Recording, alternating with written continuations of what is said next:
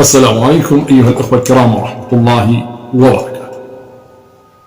نتحدث دائما بأشياء مرتبطة بالإنسان، وهذه الأحاديث ليس للمستمع وإنما للمتكلم أيضا.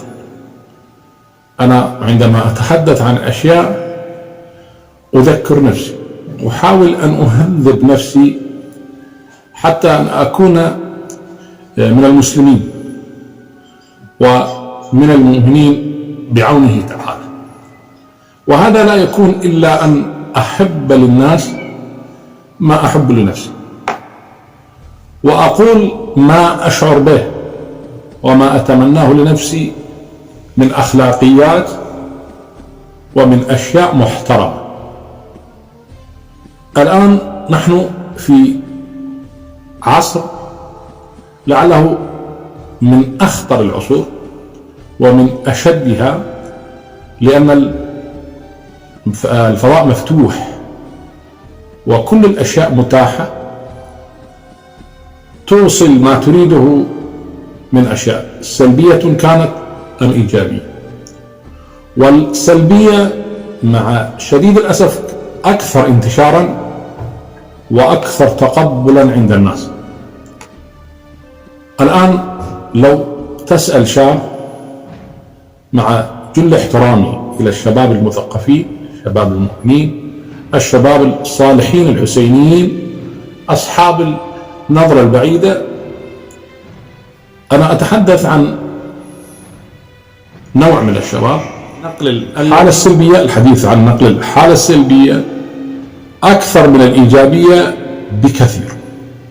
الآن هذا الفضاء يعني في التواصل الاجتماعي، يعني الميديا وحتى القنوات الفضائية الآن لم يعني تكون بذاك الأسلوب. الآن لو راجعت يعني السينما أو التلفزيون، سابقا يلتقي مثلا لقاءات مع طه حسين، لقاءات مع العقاد، لقاءات مع حسين عبد القدوس، عبد الرزاق عبد الواحد، الجواهري، هذه كأدباء. وكذلك علماء، وإن كان اللقاء مع العلماء قليل، لكن بالنسبة يعني أفضل مما هو الآن، بحيث ننظر إن الشاشات، أبطال تلك الشاشات هم شخصيات صنعها الإعلام، صنعها الفيسبوك، وهي يعني ليست لديها محتوى يعني له معنى، أو حتى أن لا نقول عنه هابطا، لكن ليس له يعني شيء فيه فائدة، مجرد كلام، وهذا يتكلم على هذا وهذا يشتم ذاك، وبالنتيجة بعض المصطلحات وبعض الألفاظ وبعض الأشياء تنقل إلى الناس بلا شعور، وتصبح من أدبياتهم، من أفكارهم. يعني هذا العقل وهذه الذاكرة، لماذا أضع فيها أشياء لا معنى لها؟ لماذا أسمع أشياء لا معنى لها؟ نحن سمعنا أشياء فوضوية، أشياء بعيدة عن الذوق، بعيدة عن الأخلاق، بعيدة عن القيم، بعيدة عن كل هذه الأشياء تفرض في هذه الشاشات. يعني لا بد لك أن تتواصل مع الناس، لا بد لك أن تضع أشياء للناس في هذا الفضاء، لكن الزخم والكثرة التي هي في هذه المنصات تحتاج إلى تأمل، تحتاج منا إلى يعني محاولة أن نبعد أنفسنا أولا، ونبعد إخوتنا، أبناؤنا، أصدقاؤنا، كل من نعرفه عن هذا. نحن جميعا نتحدث إن هذه الأشياء غير جيدة، لكن هل نعلم إن هذه الأشياء هي يتعامل بها بعض الشباب ونحن لا نعلم؟ هل نعلم إن هذه الأشياء موجودة في كل المجتمعات، ولا هناك من يردع وهناك من يمنع، بل لعله يبتسم أو لا يبالي؟ كأنما يريد أن يقول لا شيء، إنه مجرد فكاهة، مجرد تسلية، لا أكثر ولا أقل. لا، لعل هذا الشاب عقله جيد، يفكر جيدا، لكن ملي عقله بأشياء خففت ذلك الذكاء، يعني جعلته لا يفكر ذاك التفكير.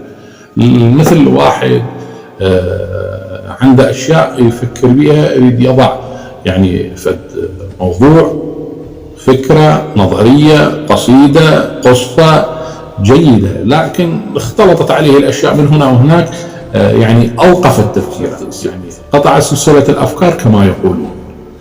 وهناك أشياء لا بد أن نبين هناك أشياء لا بد أن نقولها بصراحة. هناك من يأخذ كلام هؤلاء، يسمع كلام هؤلاء ويتحدث عن الناس ويأخذه. وهسه الآن ضع تعليق مخالف لهذا الشخص، تجد هناك مئات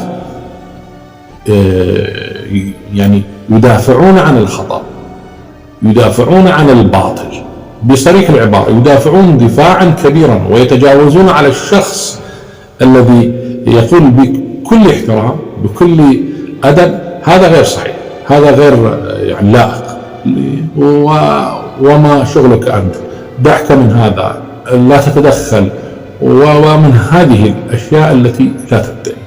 هذه وحتى شخص آخر عندما ينقل أشياء، هذا هو منافق، ينقل أشياء، ينقل قصص هي لا واقع لها، لكن الشخص الذي يسمع ويبني على هذه القصة ويبني على هذا الحديث على أنه كلام صحيح، والذي نقله ثقة ويعلم أنه فاسق أو يعني ناقل غير محترم، لا دين لا أخلاق لا قيم، بحيث يشوه صور الناس، يأخذ كلامه على أنه كلام صحيح وكلام حقيقي، وتؤثر على انطباع على ذلك الشخص.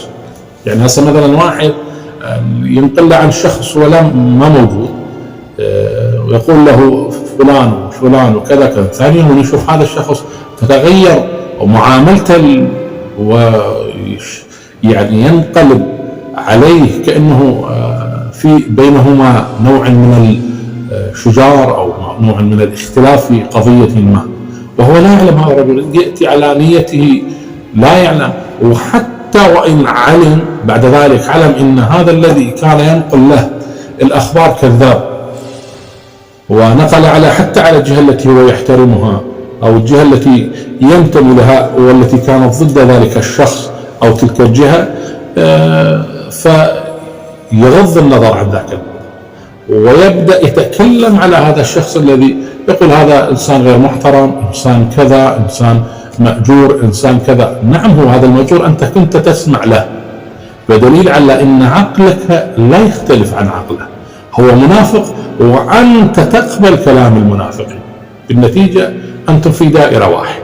أتمنى أن نخرج أنفسنا من هذه الإشكالات ونذهب إلى طريق محمد وآل محمد، وهو الطريق الحقيقي الذي يتأمل فيه الإنسان، الذي يتأمل فيه المستمع.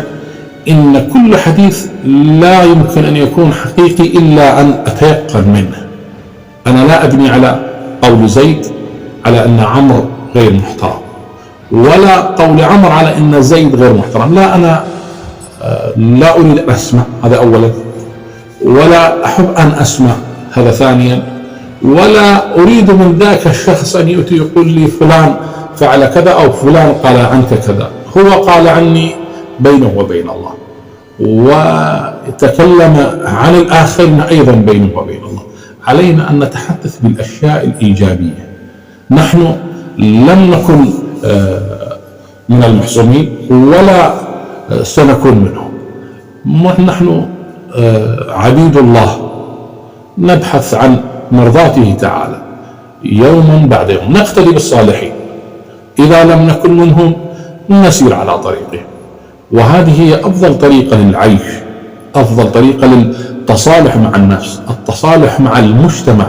يعني أنت حاول تعيش صحيح، والعيش الصحيح والحياة الصحيحة أن تكون محترما في داخلك في نفسك. الاحترام ليس تقليد، الاحترام ليس مجرد أني أنا أدعي أني محترم، لكن بالنتيجة أفعالي خلاف المحترم.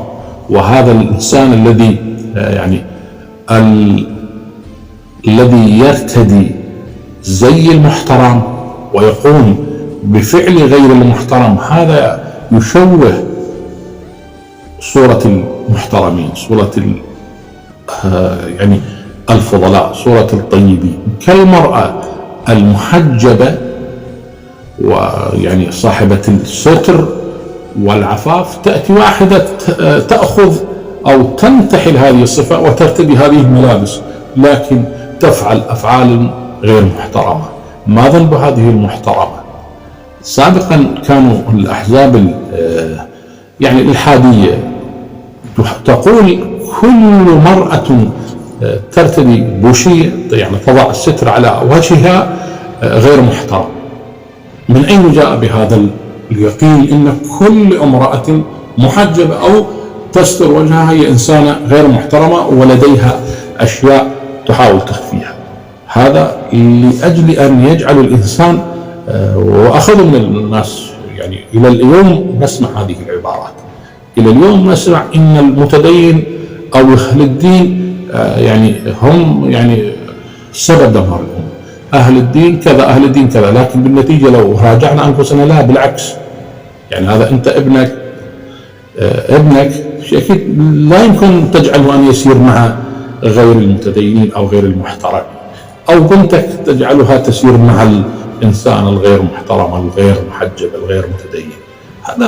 هذا إذا رجع لنفسك، حتى هذا الملحد نفسه، هذا حتى غير متدين لا يقبل، يتمنى أن تكون ابنته متدينة ومحترمة ومحجبة، ويعني ابنه كذلك أن يكون صاحب أخلاق، صاحب قيم، صاحب دين، صاحب يعني كلمة طيبة، لا يكذب، لا يسب، لا يشتم، لا من هذه الأشياء. نعم، لكن هو في الحديث ويحاول أن يكون منفتحا، أن يكون متنورا، أن يكون يعني من هذه الأشياء. هي ليست كلام، إنما هذا الكلام وهذه المعاني لها أثر على المستمع، وأثر حتى على الأولاد، أثر حتى على البيئة التي أنت فيها، تأثر على العائلة، تأثر على الأصدقاء.